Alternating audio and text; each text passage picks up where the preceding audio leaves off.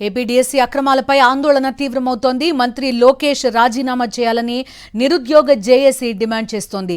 ఈ మేరకు జేఏసీ నేతలు కార్యాచరణ రూపొందిస్తున్నారు.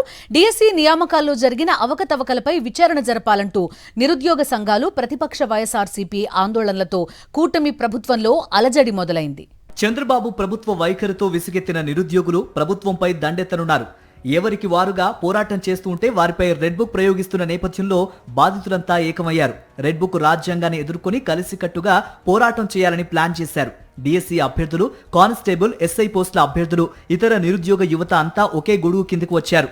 అందరూ కలిసి నిరుద్యోగ జేఏసీని ఏర్పాటు చేశారు. రాష్ట్ర వ్యాప్తంగా ఉన్న నిరుద్యోగ యువతను ఏకం చేస్తూ తమ హక్కుల కోసం సమిష్టిగా పోరాడాలని కీలక నిర్ణయం తీసుకున్నట్లు జేఏసీ ప్రతినిధులు ప్రకటించారు. ఈ కమిటీ రాష్ట్ర కన్వీనర్ గా ఎంబేటి రామచంద్రను ఏకగ్రీవంగా ఎన్నుకున్నారు. రాష్ట్రంలో అనేక మంది నిరుద్యోగులు పడుతున్నటువంటి తీవ్రమైన ఆవేదన, ప్రభుత్వం చేస్తున్నటువంటి నిర్లక్ష్య ధోరణికి వైఖరికి వ్యతిరేకంగా ఈరోజు ఒక జేఏసీ ఏర్పాటు చేయడం జరిగింది. నిరుద్యోగ యువతతో ప్రభుత్వం వ్యవహరిస్తున్న తీరుపై నిరుద్యోగ జేఏసీ నేతలు ఆందోళన వ్యక్తం చేశారు. నిరుద్యోగుల సమస్యలను ప్రభుత్వం నిర్లక్ష్యం చేస్తోందని మండిపడ్డారు. కూటమి ప్రభుత్వ హయాంలో నిరుద్యోగులపై జరుగుతున్న అన్యాయాలను సహించబోమని, సమస్యల పరిష్కారం కోసం ప్రత్యక్ష పోరాటానికి సిద్ధమవుతున్నామని స్పష్టం చేశారు. త్వరలో రాష్ట్ర వ్యాప్తంగా చేపట్టనున్న ఆందోళన కార్యక్రమాలపై పూర్తి కార్యాచరణను ప్రకటిస్తామని వెల్లడించారు. పోలీసు నియామకాల అంశాన్ని కూడా జేఏసీ ప్రస్తావించింది. గత ప్రభుత్వ కాలంలో 6100 కానిస్టేబుల్ పోస్టుల భర్తీ ప్రక్రియ పూర్తయిందని, ప్రస్తుతం అధికారంలో ఉన్న ప్రభుత్వం కొత్త నియామక నోటిఫికేషన్ల జారీ విషయంలో ఎందుకు ఆలస్యం చేస్తోందని ప్రశ్నించింది. రాష్ట్రంలో ఖాళీగా ఉన్న కానిస్టేబుల్ పోస్టుల భర్తీకి వెంటనే కొత్త నోటిఫికేషన్ విడుదల చేయాలని డిమాండ్ చేసింది. సెలక్షన్ లిస్ట్ లో పేర్లు తీసేసి తెలుగుగా ఏం చేశారంటే వేరే వాళ్ళకి పోస్టులు ఇచ్చి రిక్రూట్మెంట్ ఫినిష్ చేశారు.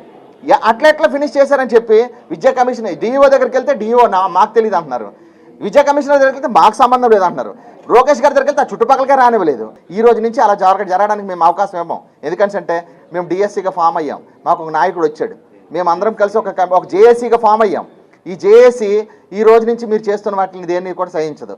కాబట్టి ఏంటంటే మేము జిల్లా స్థాయిలో, మండల స్థాయిలో, రాష్ట్ర స్థాయిలో అన్ని ఉద్రిక్తతలు చేయడానికి రెడీగా ఉన్నాం. డీఎస్సీ నియామకాలపై ఇప్పటికే వైఎస్ఆర్సీపీ రాష్ట్ర వ్యాప్తంగా ఉద్యమ కార్యాచరణను ప్రకటించింది. డీఎస్సీ కుంభకోణంపై సిబిఐ విచారణ జరిపించాలని, ఈ వ్యవహారానికి బాధ్యత వహిస్తూ మంత్రి నారా లోకేష్ రాజీనామా చేయాలని, విద్యార్థులకు పెండింగ్ లో ఉన్న ఫీజు రియంబర్స్మెంట్ బకాయిలను విడుదల చేయాలని, అలాగే నిరుద్యోగ భృతి కింద నెలకు 3000 రూపాయల చొప్పున వెంటనే చెల్లించాలని వైఎస్ఆర్సీపీ యువజన విద్యార్థి విభాగం ఆధ్వర్యంలో పెద్ద ఎత్తున ఉద్యమించారు.